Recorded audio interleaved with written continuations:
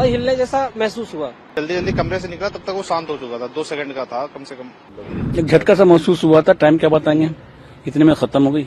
हाँ हल्का मेरे को लगा कि मैं सो रहा था, मैं थोड़ा हल्का हिल रहा हूँ। मेरे को लगा कि ये ज्यादा नहीं 2 सेकंड 2.5 सेकंड के आसपास हुआ होगा इतना।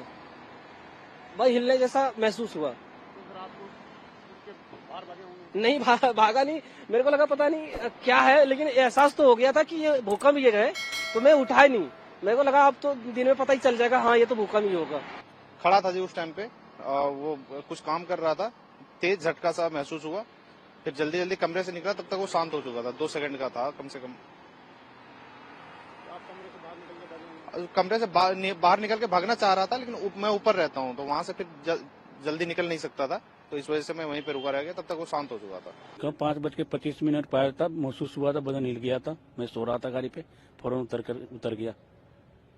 कितनी देर तक का भूकंप था? मतलब एक झटका सा महसूस हुआ था। टाइम क्या बताएंगे, इतने में खत्म हो गई। भूकंप आया था, बहुत स्पीड से आया था और आया था वो 5:36 के करीब आया था। हाँ कितनी देर का भूकंप था?